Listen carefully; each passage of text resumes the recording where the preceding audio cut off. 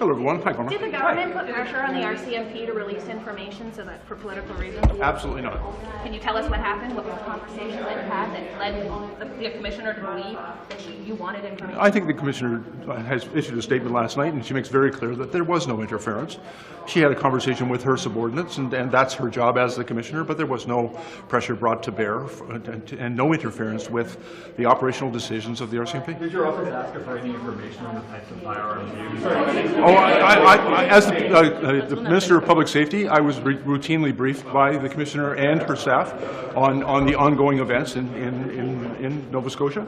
And so I was being frequently kept up to date. That's part of my responsibility as the minister, or was my responsibility as the Minister of Public Safety. We have two officers making allegations that there was political interference here. What do you say to what the officers are saying, and just where, in your mind, where did the problem?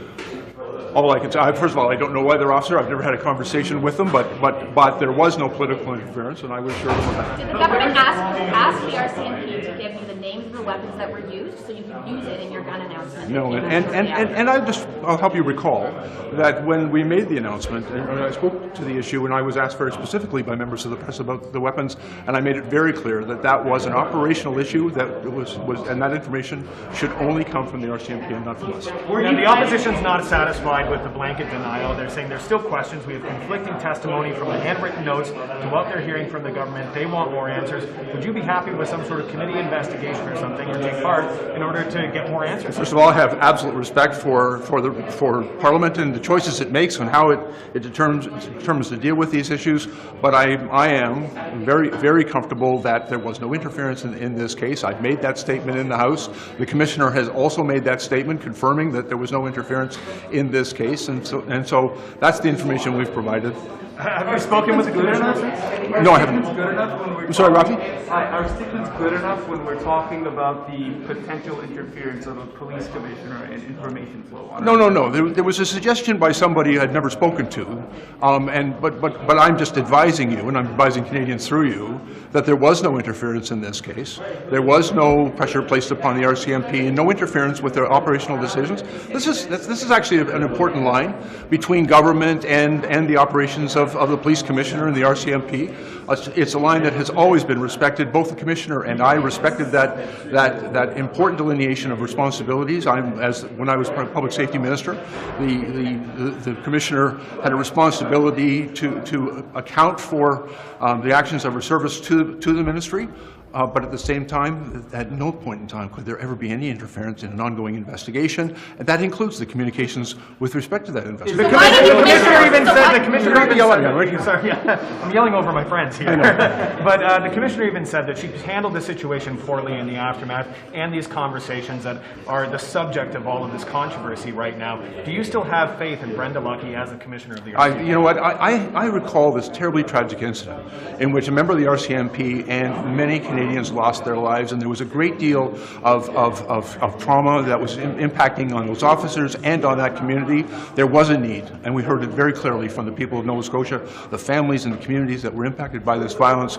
You know, they wanted information, they needed information, and the RCMP had an incredibly difficult job. And so I have a great deal of empathy and sympathy for the challenges both faced by the community and the RCMP in these circumstances. I think the commissioner of the RCMP has been very clear that she regrets some aspects of the conversation she had with her subordinates, but that's entirely between the commissioner and her subordinates. There is no involvement or role for government in that.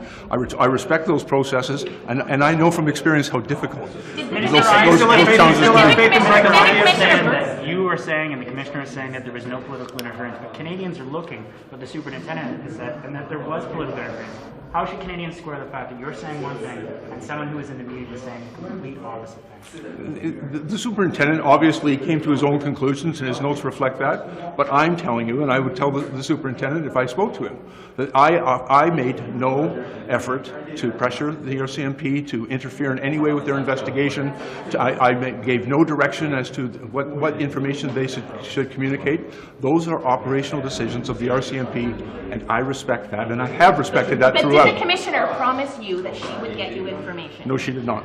And just to be be clear, because you didn't directly answer, do you still have faith in Brenda Lucki as RCMP Commissioner? Of course.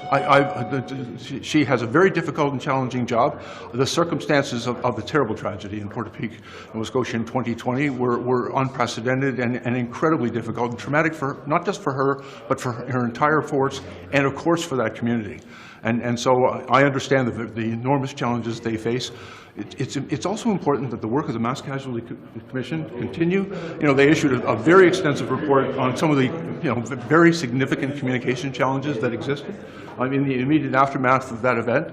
And that information is important to inform the families and the victims and the communities about what really happened in this event. And they need and deserve those answers. We are reaching out to the two officers to try to get to the bottom of how they got the Can I tell you, first of all, that would be entirely inappropriate for me to do so. It's the work of the Mass Casualty Commission. My interaction as the former Minister of Public Safety was at that time the Commissioner of the RCMP, and I do not have any direct intervention or connection to the men and women, her subordinates within her service. Do you agree with the assertion that releasing more information about what happened with the shooter of the gun or any more details would have jeopardized the investigation? Again, that's not for me to say. But can I just also remind you that we campaigned in the summer of 2019 that we were going to strengthen gun control and ban military-style assault rifles.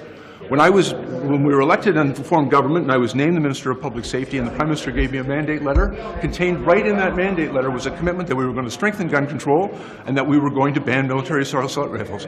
That work continued unrelentingly and vigorously throughout the next several months as we worked with the Canadian Firearms Program, we worked with Public Safety Ministry, we worked with and consulted with people across the country to develop a very comprehensive list of over 1,500 military-style assault rifles.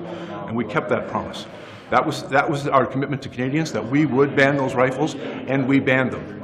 And we now know that weapons like this have been used in mass shootings at École Polytechnique, at a mosque in Quebec, and they've been used to murder police officers in Moncton, they've been used to murder police officers in Meyerthorpe, they've killed worshippers in Christchurch and at the Tree of Life synagogue, and they've killed little kids in places like Uvalde, Texas, and Sandy Hook.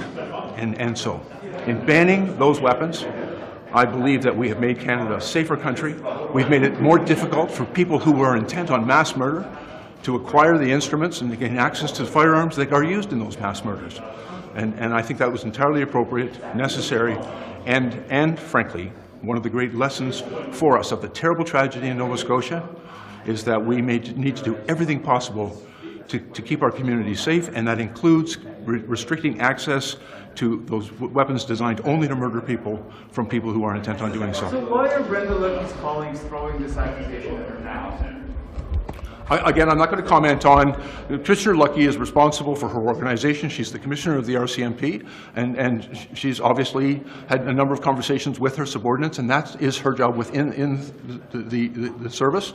I am not going to, quite frankly, I'm no longer the Minister of Public Safety, but even as the Minister, I've always been very mindful of my responsibility to first of all, to hold the Commissioner accountable for the work of her service, but not to ever direct her in operations, which includes investigations and communications about those investigations. Thanks, everyone. Thanks very much.